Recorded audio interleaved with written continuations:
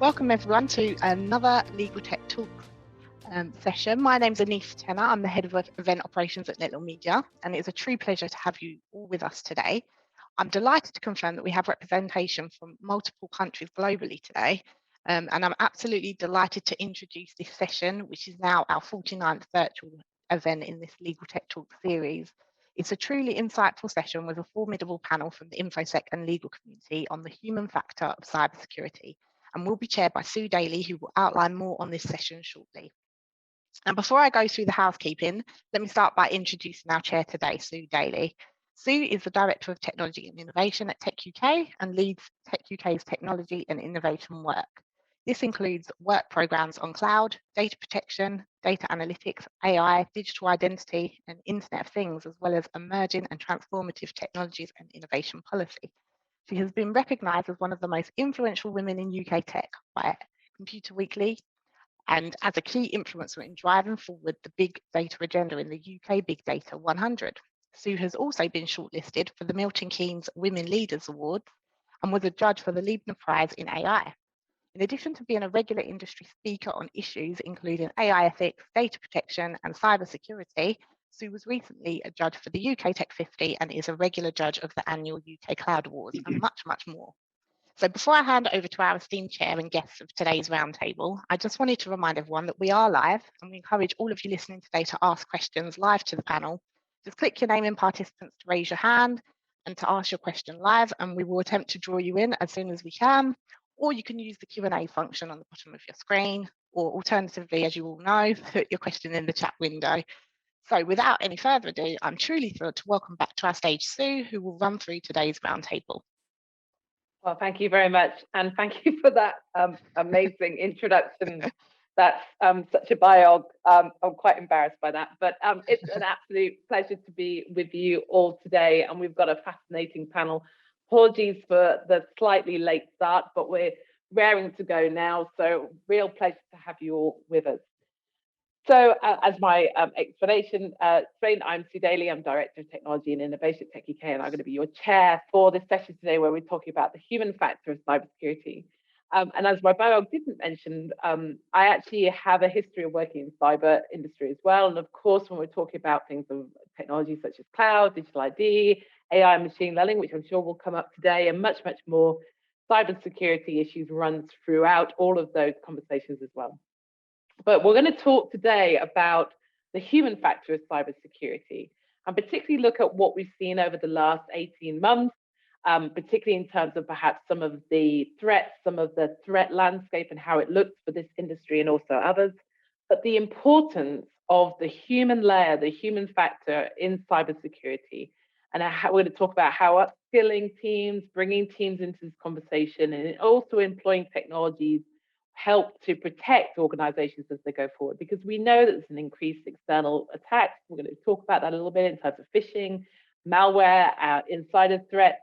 We know that there is a constantly evolving online threat environment, but transformative cybersecurity strategies, which include our people, right, include the human element, can really be vital to help this profession and others stay ahead of the cybersecurity criminals, but also ahead of the threats as well. So we're going to talk about what the human factor in cybersecurity really means, given where we are right now, and also perhaps what we've seen over the last 18 months. What can we learn from that as well? So we have a brilliant panel for you to listen to today. I'm just the question asker, but I am really fascinated and thrilled that they've been able to join us.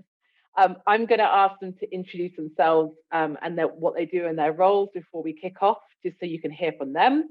Perhaps, Ash, could we start with you? Pleasure to have you with us and welcome. Please introduce yourself to everybody. Well, very briefly, my name is Ash Banerjee. I'm currently the Global Chief Information Officer for Dentons, which is the largest law firm in the world with 20,000 employees. There's 12,500 lawyers in 200 offices in 80 countries, which is a lot. And I've been in the firm for about 7 months. I've been in the legal sector for about 12 years and I've spent many years working in the music and telecom industries and consulting in earlier parts of my career. That's it for me. Thanks, Ash. Well, given your large role, we really appreciate you taking the time to be with us today. Jess, can I ask you to introduce yourself? Great to have you with us. Thanks so much, Sue. Hi, everyone. Great to be part of this esteemed panel and to have you all joining us today. So I'm Jessica Barker, co-CEO of the cybersecurity company Sygenta. I've been working on the human side of cybersecurity for just over 10 years. So I focus very much on awareness, behavior, and culture with our clients in all sorts of industries around the world. And I'm also the author of the #1 bestseller, Confident Cybersecurity, and co-author of Cybersecurity ABCs, which is a book focused on awareness, behavior, and culture. Wow, see, I wasn't lying when I said an expert panel. Jack, brilliant to have you with us as well. Welcome. Just explain your role to everybody, introduce yourselves, and then we'll kick off the discussion. It's really great to be here today. So my name's Jack Chapman, and I'm the Vice President of Threat Intelligence for Egress. And my job is really all about understanding bad guys, how they're sort of innovating and driving forward attacks, especially on that human layer, and exploiting humans for their own gains. So it's great to be here today and sort of discuss what is one of the most important areas of cyber. Absolutely. And I think over the next 45 minutes, what we're going to do is talk a little bit about where we see the threat landscape right now, what are some of the human elements that organizations need to think about, and how humans, or we should probably stop calling them humans, start calling them employees, I suppose, or people can be a threat, but also can be an asset, right, to addressing cybersecurity issues. So I really hope that in the questions that I've got, we're going to be able to give you some advice, some insights, some knowledge that you can take back into your organizations. But if you do have questions yourself, I see some of you are already in the chat, so please do pop them in the chat and I'll try and weave them in as we go. So let's start with kind of high level. And Jack, and maybe I can start with you given your role of, let's just look at the kind of online threat environment where we are right now, what we've seen, or what you guys, and this is a question for all of you, but let's start with Jack, what you've seen in the last 12, 18 months during this time around the changing cybersecurity threats, and perhaps to bring, and obviously Jess, to always bring it back to the people's understanding of cybersecurity. Has there been a change? Have we seen a culture change as we've all been working in different ways, as technology has become more part of our lives? So what have you seen in terms of changes in the online trade environment, but also changes in terms of people's understanding? Jack, do you want to kick us off? Yeah, absolutely. What a very odd 12 to 18 months it's been. Incredibly disruptive. I know businesses have had to rapidly change the way they've worked, and criminals have exploited that, of course. It's that case of just one number, for instance, where a price of a phishing kit online's gone up 400%, for example, just because it's the case of capitalism in cyber communities, in those sort of criminal communities.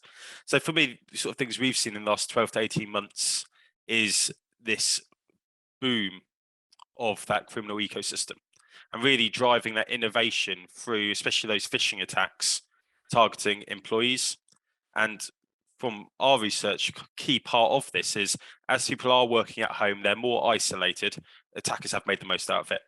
It's the fact they are outside of sort of the umbrella of the corporate network, and organizations have had to act quickly in order to protect their employees while they have been home working.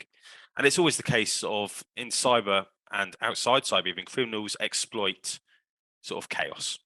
There's been a lot of disruption, unfortunately, and it is the case of these attackers are making the most of it. What's more from this, and this has actually accelerated the trend for a lot of attackers, where these more targeted attacks that are coming out, where they are doing more research and actually picking their targets with more finesse. It's not the old, let's send an email to 10 million people. It's let's choose our targets because it returns more money for us as attackers. So for me, it's been very much the case that attackers are becoming more sophisticated, more selective, because they've identified that it's returning a bigger return for them. Fascinating, Jack. I'm sure we'll get onto more of that as we go through. Jess, I love your views on this and your insights, particularly in terms of that kind of, has there been a culture change? Has people's understanding of cyber really changed or progressed, given, as Jack said, the way that we're all differently working? Yeah, it's a really interesting question, and I think we're still clarifying the answer, if I'm being totally honest. But one thing that we've identified, so at Cygenta, we do culture assessments of organizations in terms of the cybersecurity culture. So I'm in the privileged position of speaking to people in all sorts of different roles, in all sorts of different organizations. And so over the last 18 months, that has been speaking to people primarily working from home. And to begin with, I wondered how that was going to work, doing the focus groups virtually, so used to doing them in person.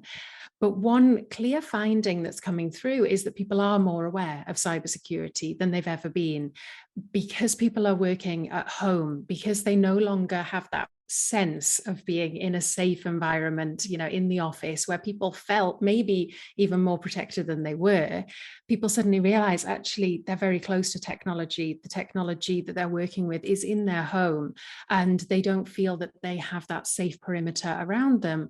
So we've seen much more awareness from people, I think partly because of working from home, and they've realized that maybe they don't have the same protections as they had in the office, but also because there's been such a rise in phishing. And I think everybody has been receiving phishing texts, pretending to come from HMRC, pretending to come from delivery companies, emails looking like they're coming from the NHS.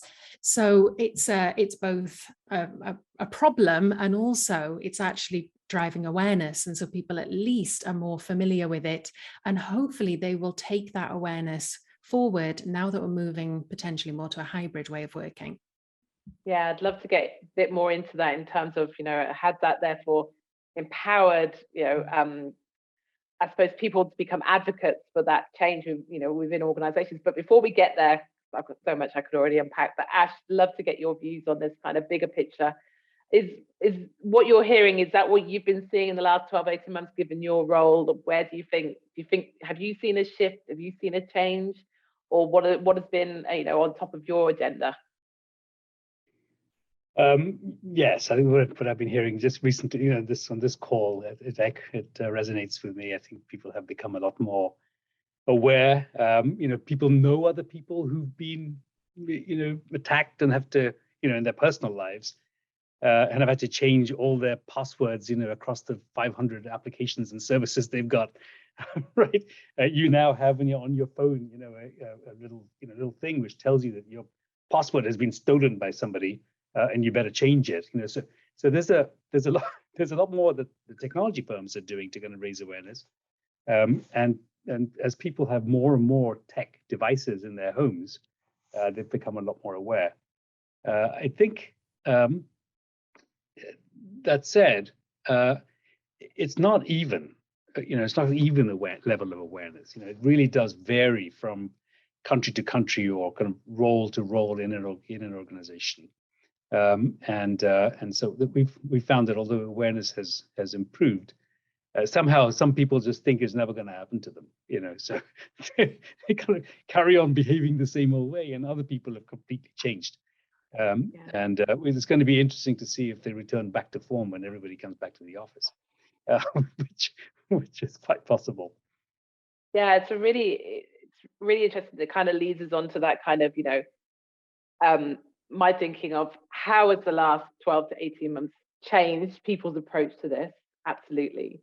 And that's a really interesting question of, will people spring right back, right, Ash, or will they, take these issues? Have we had this experience, and Jess was touching on, started to make people advocates for cybersecurity within organizations? Is that, I'd love, Ash, maybe your view on this before maybe Jess, you could jump in.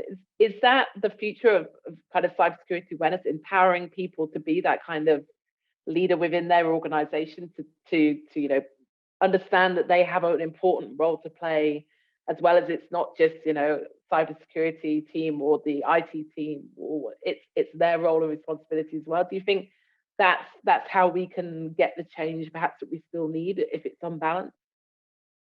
I don't know whether we'll ever get there. I mean, I think we have messages that says cybersecurity is everybody's responsibility, but people do think of the technology or the security team. They're the ones who are kind of defending us, and if something goes wrong, it's their fault. So I don't know if it's completely changed in that sense. We certainly think that the human element is really important. And we have actually we're going through it right now, is a significant training program for raising awareness, and which is mandatory. I mean, really seriously mandatory.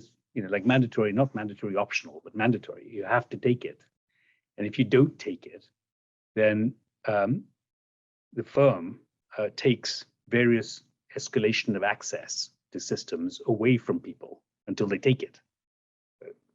So it's very seriously considered, and as I said, it's mandatory. And there are a lot of leaders across the firm who take it very seriously, so we pay a lot of attention to that human side.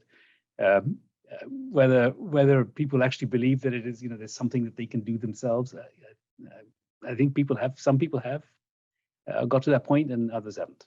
It's not quite uniform. Jess, is that how you see things in terms of, and am I onto something here, or am I barking up the wrong tree in terms of that kind of empowering people within organizations to not take ownership, right? But it's to be part of the solution to cybersecurity threats, right? Yeah, absolutely. My work is all focused on how we can empower people and engage people. And there's often that argument, isn't there, of should it be the carrot or the stick? And we find so much more success with the carrot. This is not about forcing people to feel responsible. This is about helping people see the importance of cybersecurity for them, helping them understand the why of cybersecurity, and then really helping them understand what they can do about it and why that is so important in their professional lives, but also their personal lives as well. Ash very rightly made that comment earlier about people thinking it will never happen to them. And that's so true. It's a question that I find comes up time and again, usually phrased as, why would hackers want my data? And really for that, I think it's about unpacking the fact that not all attacks, most attacks are not targeted. But also it's about helping people understand the value of data that they handle. Ultimately, it's about recognizing people will always have that bias. That is completely natural and human. All of us, neuroscience has proven, have a tendency to be optimistic about our own lives. So we don't think we're going to get sick. We don't think we're going to get divorced. We don't think that we're going to get hacked. So what we need to do is to tap into that. And instead of always framing our messaging as being negative, we need to frame it in a much more positive and empowering way. Really, really useful, both insights. Jack, I'd love to bring you in on this in terms of, if we're seeing that the pandemic has made organizations, and of course we're talking law firms here, more, potentially more vulnerable to attacks, but also a greater understanding, as I think we all agree, around the cybersecurity issues. How do you, or what advice do you give to companies then and firms about, perhaps continuing the conversation, right, Ash, continuing that dialogue on these issues, driving consensus, and then for driving change around cybersecurity, and that kind of, perhaps we can go on to this, that people, process, technology kind of approach. People are core to this, right? So what advice do you give to firms of how they can do this and how they can do this well? Absolutely, it's what Ash and Jess have both covered very well. It's about empowering people, and just to add to that, it's very much by having them, let's be honest, their first, second, third, fourth line of our organizations is people. So by empowering them, and for me, as an industry, this is a great opportunity for potential change by having that longer term buy-in, because I remember going back to my first job of everyone hates when the computer says no. And that's that human element of that humans, policy and technology. By feeding that in and sort of enabling them and getting that buy-in from a very grassroots level all the way through, we can actually have lasting impact. But I think it's also sort of an area of caution as well, because as has been mentioned, it's the case of attackers are sort of targeting human emotions, so those personality groups, going down to an individual job role. For instance, for those who work in a helpful role, be it support or others, it's their job to reach out and buy into that. So for me, it's the case of we can't treat all of our people the same. It's understanding the different departmental risks and understanding the required response to that. So I think for me, in order to move forward in terms of this risk factors, it's very much looking at combining that human technology process level, but not at an organization level, but looking down in a more granular way. So I think by being more granular, that's what will really start unlocking a lot of protection and value.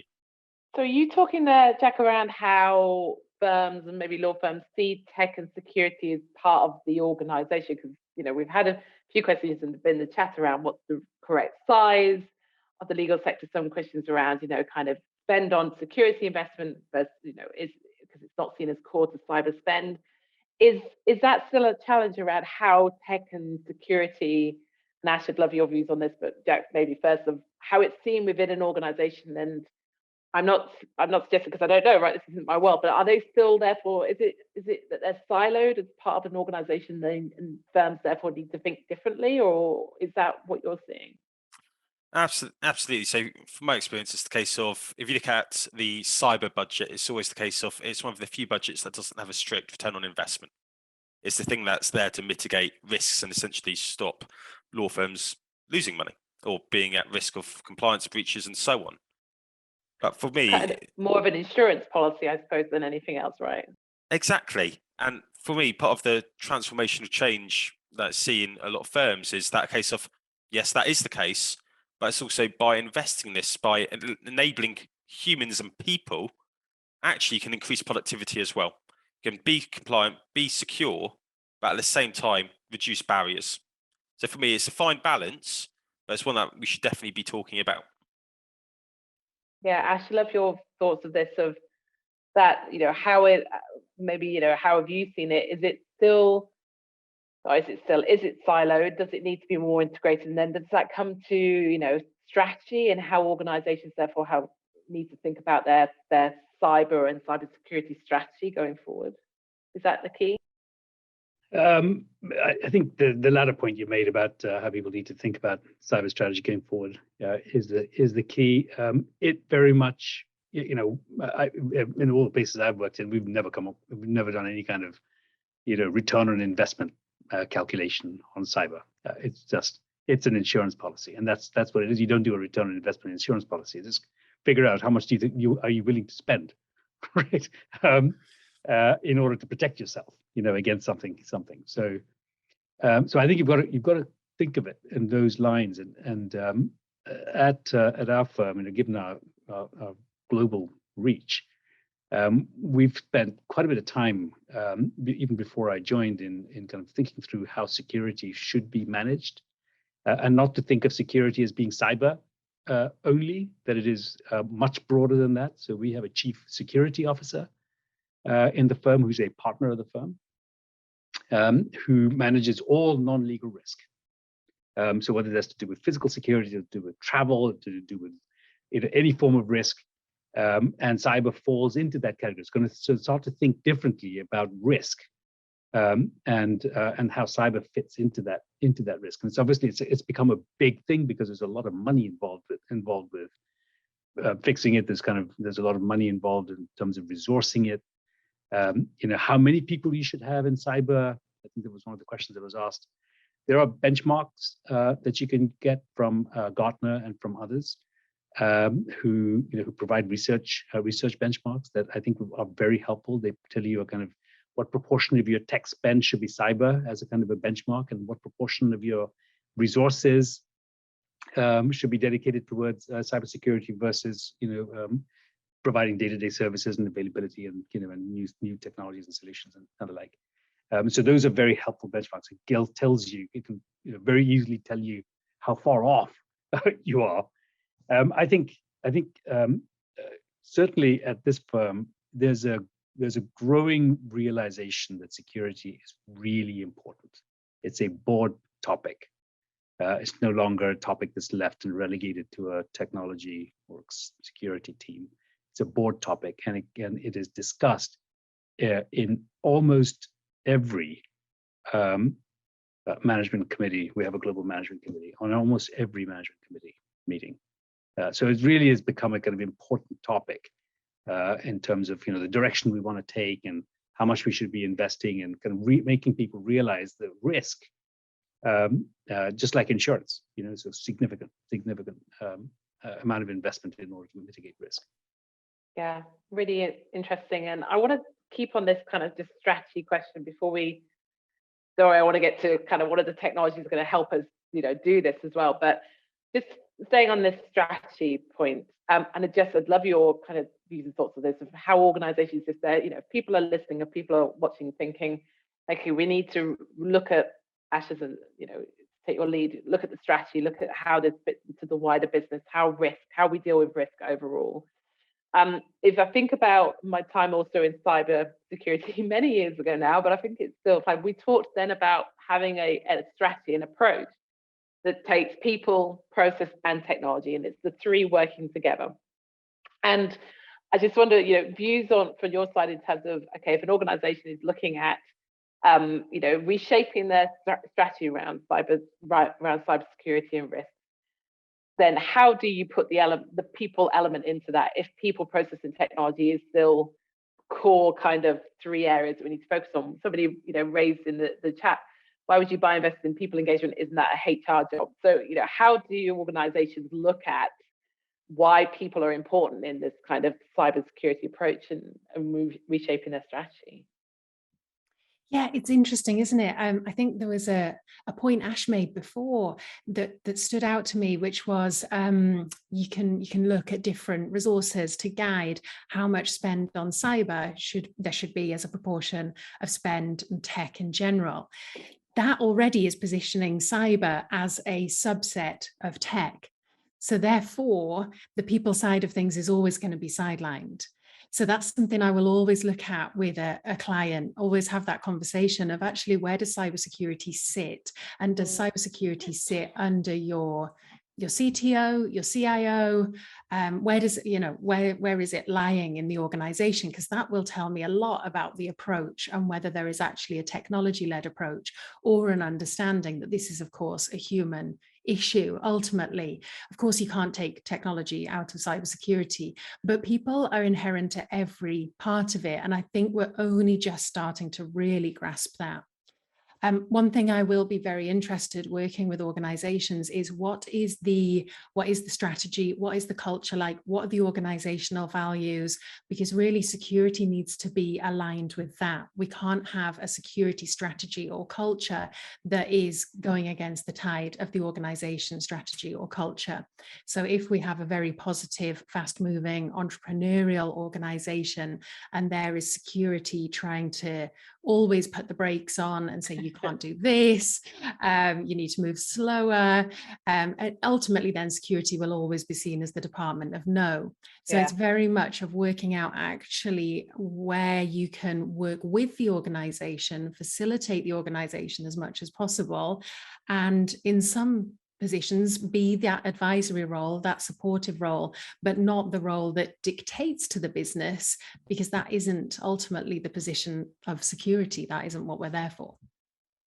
Yeah, I'm going to ask Jack a question, but Jess, I'd love to get your views maybe afterwards on the question in the chat, which is around what initiatives work well to engage with people, what can we try in our business? So hold that thought.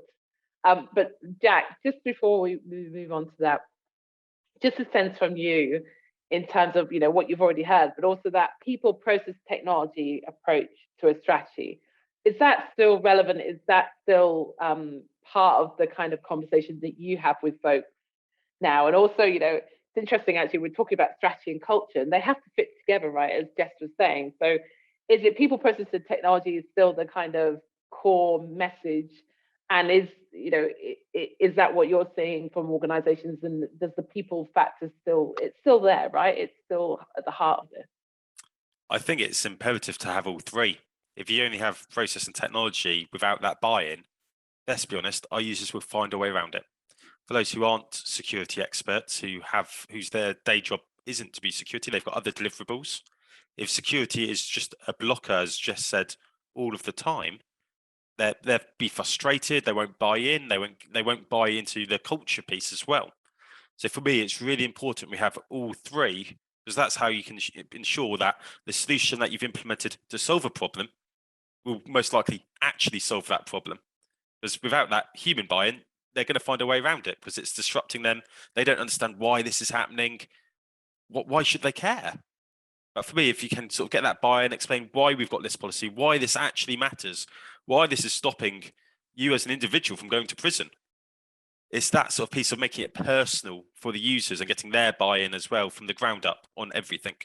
And in terms of that cultural piece, for me, that's a key driver going forward. That's how you can merge security. And as Ash said, really make it everyone's responsibility. Yeah, but getting people's buy-in. So Jess, coming back to I've given you such a nice chair. I've given you a bit of time to think of initiatives that you would highlight. How, what works well from your experience of, and obviously have a panel if you've got a story, getting that buy-in and engagement from people. What could people that are listening and watching try in their own business? So ultimately, what I recommend is an approach that's really rooted in empathy and compassion. So it's about empathy, part of it, putting yourself in the shoes of the people that you're working with, your colleagues, listening to them, talking to them, finding out how they work, what they work with, where the pain points are, like Jack said, what workarounds are they finding, really putting yourself in those shoes and to some extent feeling what they're feeling. And then the compassion element of it, the more cognitive element of it, very focused on how you can take action. Too often we have this, or we've had this tendency in security when we think about the people side to revert immediately to blaming them, to seeing them as a threat, dreaded term, the weakest link, terms like repeat offenders, very negative narrative around people that puts them very much in like an other category, an us and them. So I really advocate an approach that is rooted in empathy and compassion, where we listen a lot to our colleagues. And then I find specific initiatives that work, particularly over the last 18 months, focusing on people's personal lives, security in the home, security for kids, security for parents, grandparents, security in the community. So how to help people have more of a security mindset in general and help them in their personal lives. I find that, as Jack said earlier, not taking a one-size-fits-all approach, so very much tailored training, tailored according to job role, and then looking at how we can tap into things like social proof and social learning. So essentially how we can have influencers in an organization, how we can have security being led from the top. So things there like a Cybersecurity Champions program. We have a framework that helps organizations set up their own Cybersecurity Champion program. And it's incredible the change that can bring about, because then you don't just have the security team trying to push security on people. You have a network of ambassadors throughout an organization who can be that friendly voice, ears, of security, helping to disseminate your messages, but also helping to feed back from their colleagues what's working, what's not, what message do we need to get out there, how can we help people be more secure. Yeah, Ash, Jack, I'd love to give you an opportunity. Is there anything you've seen works well or you would highlight? I think just one thing to build on what Jess was saying is that people working from home, the divide between actual work Jack and home Jack is narrower than ever before. And I know attackers love, one of the key things from attackers' point of view is information. The more information I as an attacker have on someone, the easier it is to not only target them, but their organization. And if I can link someone's home data profile, internet profile, to their work one, this is an additional risk. That's another thing that's changed. But I think, especially from that culture piece, fully agree with Jess there, where actually that positive story, and for me, one thing that works is going up to someone, be this in a structured way or over a cup of tea, and basically saying, okay, so what's your view on security? Okay, it sounds like you find it disruptive, or where are the pain points? And just asking them, do you understand why this is the case? So just a very high level, very simple conversation, just to see what the buy-in is and understand why security might have these limits in place. So that for me is an instant litmus test in terms of that sort of individual and human buy-in to different security policies. And that's quite often a great steer into what other programs we need to investigate. Yeah, it's also a really good point around building that relationship as well, so that, and obviously, you know, can't do this everywhere, but building that relationship so that staff also feel like they can come to you if they have clicked on the wrong thing or they have done something right. It's that you're there to help them as well. I suppose that's part of this as well. So moving on, and I'd love to get the panel's view on this because it's something that I get asked and talk about a lot. So companies and organizations, law firms and organizations have, you know, looked at reshaping their strategy. They've looked at how they invest in the right processes, the right technology, and we'll come on to that, and the right people strategy to get this right. And that includes, you know, we talked about, Ash, you know, you mentioned Gartner's kind of advice around the size of the team and how you get the right people that you need in your organization to help you remain protected. That's the human element as well, right? But we know in the UK we have, you know, a digital skills gap. We know that we're creating more jobs than we can fill in many, many different areas, I think, including cyber. And diversity in this industry is important as well, right? We've got to make sure that we get that right. So how do we get more people coming into, and Ash, I'd love your views on this, how do we get more people coming into the cybersecurity industry? How do we position this as the kind of career path to coming into this industry where we need more people? Do we need to demystify what cybersecurity is all around? How do we make this an attractive industry to come into and get more people to come and work with you in your firm and your team, and Jack and his organization, and with Jess? So do you think that we have an issue, and any ideas of how we can position cyber as a career path for folk coming through? Maybe I can have a go at this first. I should have said at the beginning that I'm based in Washington, DC, so I'm not based in the UK. And the DC area, you don't have to convince anyone to go into cyber. You know, the numbers of people who are moving into cyber because the job opportunities that are available and the compensation that goes with it are so, you know, they're just very attractive. And so we're seeing hordes of people from all kinds of backgrounds, you know, moving into the cyberspace, because it's a multidisciplinary space. It's not a tech only space.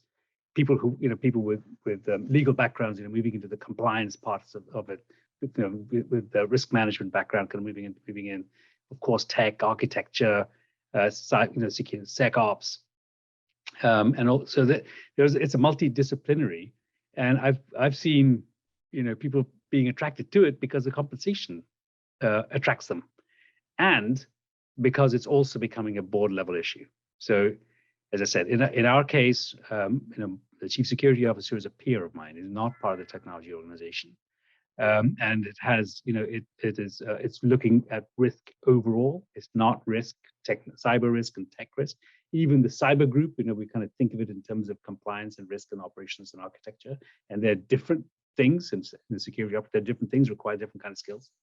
And so I would say it's not hard to attract people to move into cyber because it's a kind of growing, and certainly in the US and certainly in the DC area, a big deal to go into cyber. I think our problem is that demand and supply don't match, and that's what the problem is. And so it's how do we get more demand, more supply to meet the kind of ever rising demand, you know, given the landscape is changing, and in legal, our clients are becoming more demanding. You know, I mean, if you just look at some of the standards that our clients are trying to get us in, you know, to comply with, they're just rising every day, and they're no longer, can you tell us about something? Prove to us that this is how you do it. Demonstrate. You know, they're becoming demanding. It's not a request anymore. And so, you know, so as those kind of demands rise, you know, supply isn't keeping up in terms of people, even though it's an attractive field for people to go into. So as I thought it might be kind of helpful to kind of understand it. You know, we are looking for people in the cyber group, and you know, we're looking to strengthen it. We're looking to kind of globalize the team so that we have a kind of single overall presence. And but it is hard, and certain markets have proven to be strong. You know, the US market, the UK market is strong. Outside of the US and UK market, you know, you don't have there isn't a great deal of sophistication in cyber. kind of interesting. More people coming through that pipeline. Well, I should say, well, good morning from Washington, DC then as well, Ashton. Jack, love your views on this as well. Are we seeing the people come through the pipeline? If this is an attractive industry, and I agree, it's a great place to go and work, right? Are you seeing the people come through the pipeline that you think the industry and we need going forward? I think Ash raised a really key point around demand and supply, and especially to drill down into that on specific skills as well. When people look for skills, for instance, 5 years experience around certain forensic techniques, and those techniques have only been out for 2 years, for instance. It's this mismatch between sort of expectation and what is out there in the supply chain. For me, it's really how we as an industry can drive forward that supply. Can we start getting people into the field from a younger age?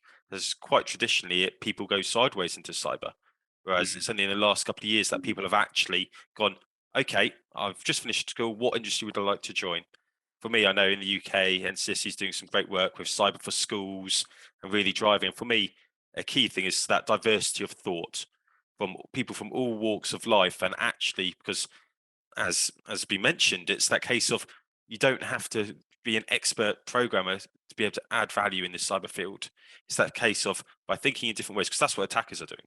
It only takes one attacker to think a way that no one else has, and we have problems. So for me, I really encourage that debate, both as an industry, but within teams itself. And I think it's a story of compensation's one thing, but it's also the satisfaction that I personally get every day from beating bad guys. At the end of the day, it's what drives people. Why do people join different industries? And making it a very inclusive industry as a whole, but also painting the bigger picture. What could you look like in cyber in 15, 20 years? And that's very exciting. Yeah, I think we're going to come on to that in a minute in terms of the kind of innovative technologies coming down the line, because I have a theory of whether, looking at the kind of machine learning, the AI, the technologies coming down the line, maybe that is a way to, I should say encourage rather than but encourage people to get into this industry. But Jack, I'd love to come back to you on that. But just any thoughts on your side on this in terms of, are we getting the people? How do we encourage people to come in? And Jack's absolutely right? That diversity of thought is really, really important in this sector and industry. Yeah, absolutely. Diversity and inclusion, I think, is absolutely crucial. And we don't have the best track record on that in security. And that ultimately, it's not fair. It's not representative, but also it makes us more insecure in terms of us as individuals, as organizations, as countries as a whole, because it means we're not getting the most talented, the most skilled people working in our industry. So it's a real crying shame, and it's actually a security risk. So I think that's fundamental. I think Ash and Jack have really hit the nail on the head when they said about the mismatch in terms of supply and demand. And Jack's point about the fact that we will see adverts for jobs, kind of saying you need 5 years experience with a certain technology, and the technology's only been around for 2 years, or the expectation around certifications that we need to really chip away at. It is, I think, a challenge. I see many people who are looking to hire and find people. I see many people who are looking to get hired. So I don't think we necessarily have as big a problem in attracting people to the industry as we think, but I think we have a big problem in a true skills gap, in that there is something going wrong where we have lots of people who are capable, skilled, interested, driven, want to be progressing in the industry, lots of people who want to hire, but something's going wrong there. And I think it's a challenge in terms of making sure people are trained to the degree that they needed to be for roles, having mentorship in place, making sure that actually people are able to progress and upskill. It's a very demanding industry to work in. It's fantastic. I love it. Wouldn't do anything else. But it is demanding. You're constantly learning. There's a requirement to be constantly learning and to constantly focus on your skills. So we need to make sure we support people from all sorts of different groups and backgrounds. Yeah, I'd love to talk to you more. We're doing a lot in Techie Care around this, the digital skills gap, of course, also in cyber. But I agree. And also, if I throw in my 2 pennies worth, about retaining people as well, as people and their lives develop, go and care for elderly relatives, or care for, younger relatives, or just life takes a turn, right? How do we bring those people back and keep them in this industry as well? I think that's really, really important, how we can do that. So let's turn to technology. And I really want to kind of, because we're running out of time, and thanks for all your questions. I hope we've managed to pepper them in. I love the comment of best industry ever. I think Jess and all our panel would agree with you, absolutely. I'm biased because I look after lots of industries, but I agree. Don't tell the other industries. So Jack, I'd love to come on to this in terms of, we're talking about, the innovations, the technologies that are coming down the line that can help with the threats that we've talked about, with the online threat environment that we see right now. And we know it's constantly changing and evolving, as you say. The moment we kind of address issues, the bad guys and gals are very good at picking up new ones. So what are the innovative technologies that you see coming down the line that you think are really going to be key to us keeping pace with the online threat environment? And to our previous point before, it's an exciting time, right, in cyber. So maybe this is a way to encourage more people to come into this industry as well. I'd love your views on this. Absolutely. I think this is a story of two halves. The first half is a story of caution. As we know, AI and machine learning have been thrown out a lot over the last couple of years. But a key thing to remember is this is a tool. It's a very good tool. It enables us to do some very special things. But if anyone promises you they have a magic black box that does machine learning, it's going to solve all of your woes, it's not going to. It's not magic. It's not magic whatsoever. And I think that's one of my personal frustrations with our industry, where some vendors will over-egg it. It's this magic black box methodology, and that doesn't build trust. It doesn't build trust with law firms. It doesn't build trust with humans. But on the other hand, utilizing these technologies gives us new tools in our battle against hackers, against these criminals. For me, security as a whole has always been quite a reactive field. We can be proactive in our policies. We can be proactive with our layered security. However, for that daily battle of the latest exploits, the latest attacks, responding to phishing attacks, we, on the side of good, have always been reacting.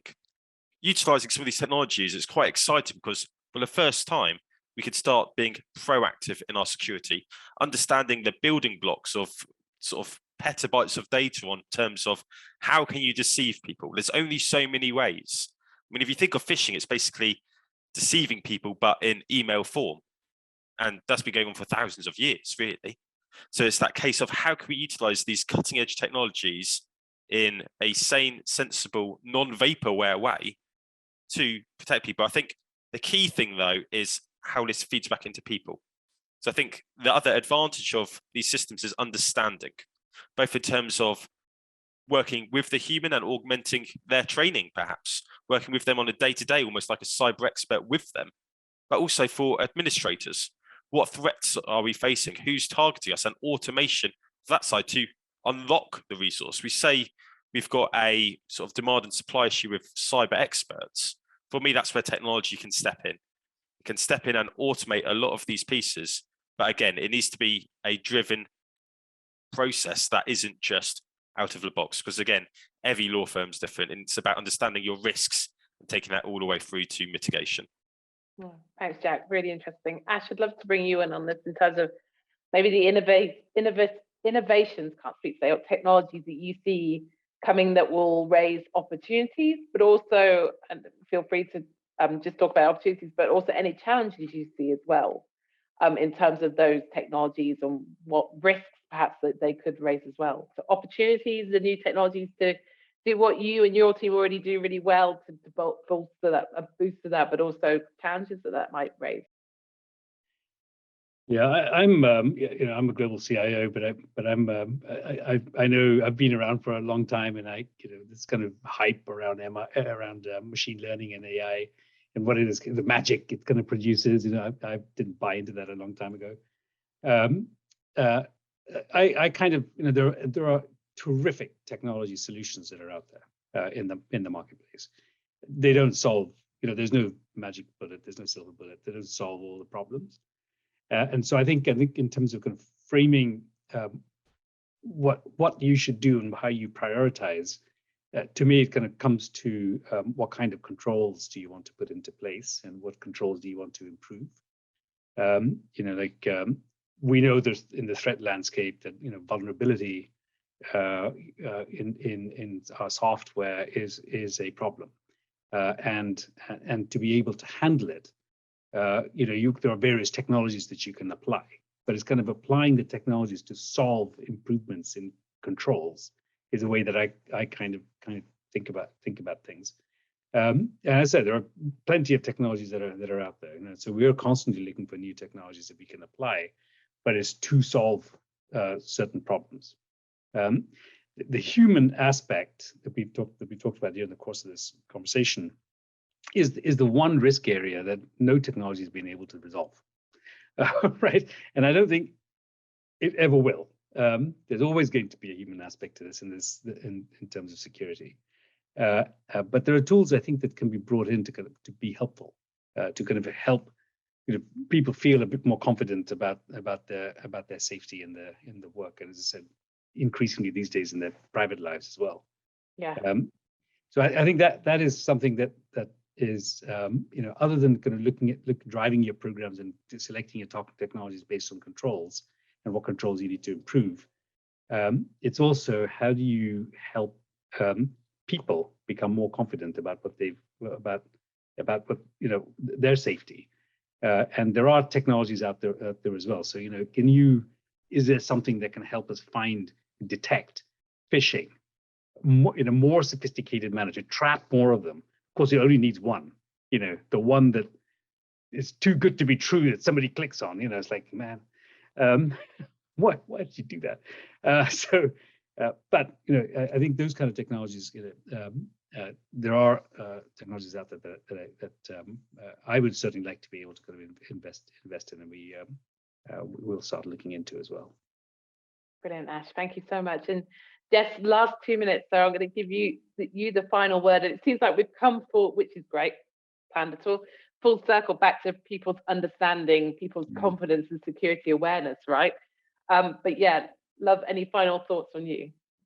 Absolutely. I think Ash and Jack have made really good points already.